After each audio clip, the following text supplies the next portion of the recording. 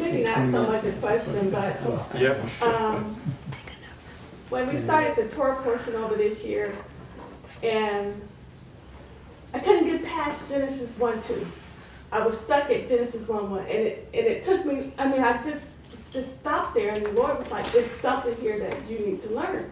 Yep. And it's like, what is it? I mean, because I could not go past Genesis 1:2, and so I know this is just amazing. But then Liz sent me a teaching. And it was pretty much talking about the same thing you're thinking. Right. And she's like, Teresa, what do you think it is? I just need to know. I was like, Liz, this is way beyond what my little pea-sized brain could even think, but it just makes sense to my spirit. Well, that shows that there's something outside of time within us. Yeah. And it's kind of connecting the dots. My sheep hear my voice, and the voice of a stranger will they not hear. But, and also in Psalm 132 and 13, where Yahweh says, well, Yahweh has chosen Zion. He has desired it for his habitation. This is my resting place forever. Here I will dwell, for I have desired it. Yep. So. And so there's a Zion above, but there's also a Zion below. And eventually those two Zions become one. That's the whole, at the end of 1,000 years on the new heavens and new earth, the heavenly Jerusalem, we know Zion's in Jerusalem. So the heavenly Jerusalem comes down, the big mothership, comes down to the earth. And then we have Zion, the heavenly Zion, and the earthly Zion being one. And that's kind of like, there's an aspect of Adam, he was in the Garden of Eden. Was that on earth or was it in the heavens? Because when I go down to Mesopotamia, I don't see cherubim with flashing swords, unless they're invisible. And they may be. But it could be that what happened was that when Adam sinned, there was a separation that occurred.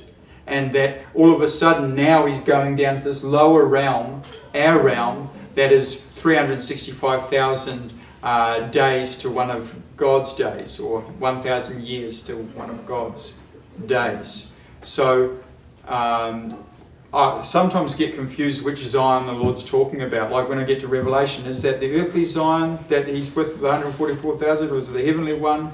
Or if he's on earth, then no one's supposed to see him because he hasn't had his second coming yet. So I can't work it all out, but certainly Zion did fall. He's restored. He gets to a place where Zion's restored.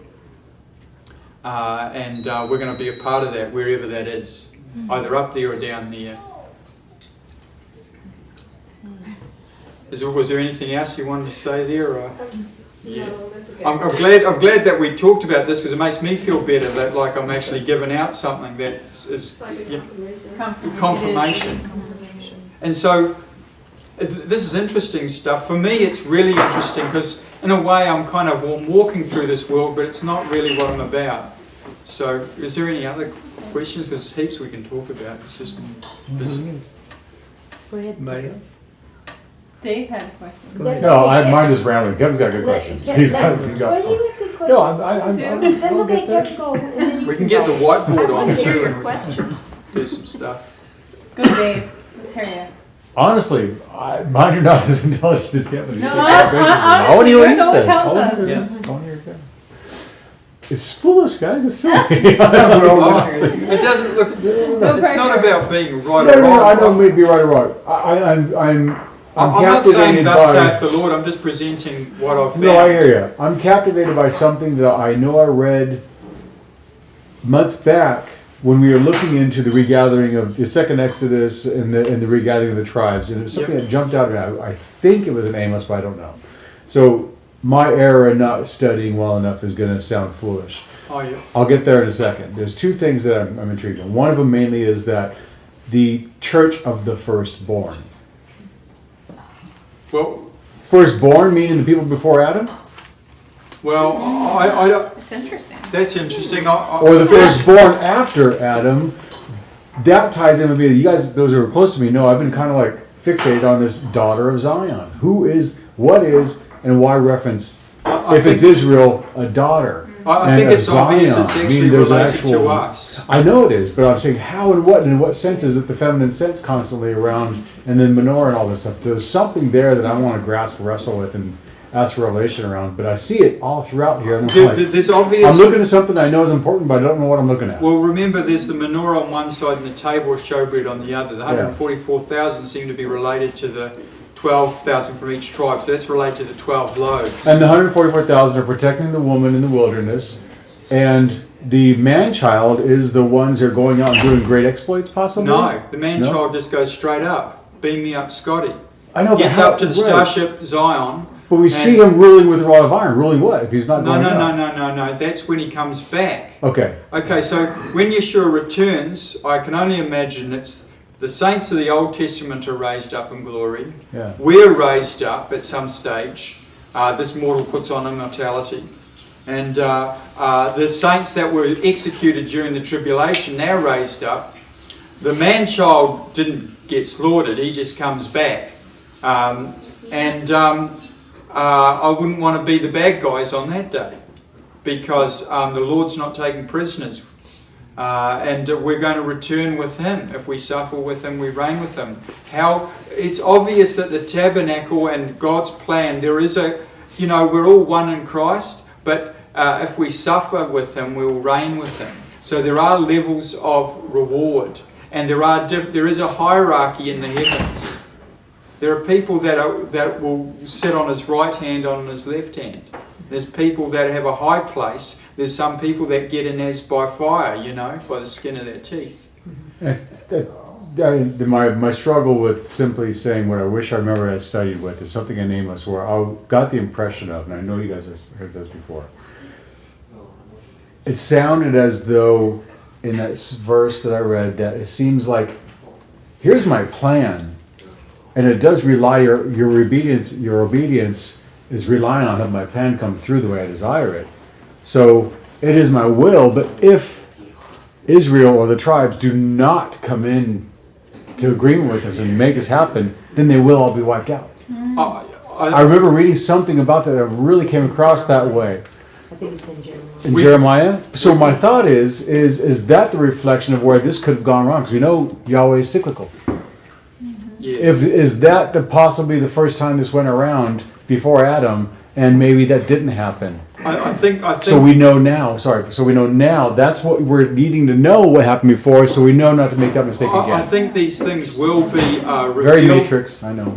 No. I think these things will be revealed to us, and as I say, the Sabbath is the key to it. It's like the key to prophecy in some ways. If you don't have the Sabbath, you don't have the feast. And Leviticus that mentions the 7 feasts introduces the 7 days of creation, or 6 days, and then the 7th day. And then it talks about the 7 feasts, showing that the 7 feasts are related to the 7 days of creation. The 7 days of creation are mentioned in the first chapter of the Bible. So, and the seventh, and the Hebrew calendar is mentioned in Genesis chapter 1, verse 14, I think it is. The sun, moon, and stars are made for days and seasons is Moedim. So if we don't have an understanding of the seasons of Moedim and the feasts, and preceded by the Sabbath, we're not going to understand the 7 days of creation. We're not going to understand what God is doing in these epochs. And for a long time we haven't needed to. The last 2,000 years, most people have been just battling just to walk with the Lord simply by faith. But as we come to the end days, we come to the culmination of everything, and we're going to need to dot our I's and cross our T's. And we'll, at some stage, some of us are going to need to know some of these details, and some people more than others. I think we will understand more and more as time progresses. There is so much that's supernatural, as I've shared with you regarding, the 15 songs of ascent, Shir Malot in Hebrew, and the fact that the ark rose upon the waters, and the waters went 15 cubits above the mountains, and it used the same sort of ma'alot, the same sort of terminology, and automatically I'm thinking the 15 songs of ascent. And what is the ark but the bride? Oh, and it's the groom as well. Yeshua walked upon the water. And it says that the ark, Tenach al-Hamayim, the ark walked upon the water. It says in the English, the ark rested upon the water. It didn't rest, it walked upon the water. So when Jesus walked upon the water, he's the groom, and the guys in the ark, and then the boat, that's the ark.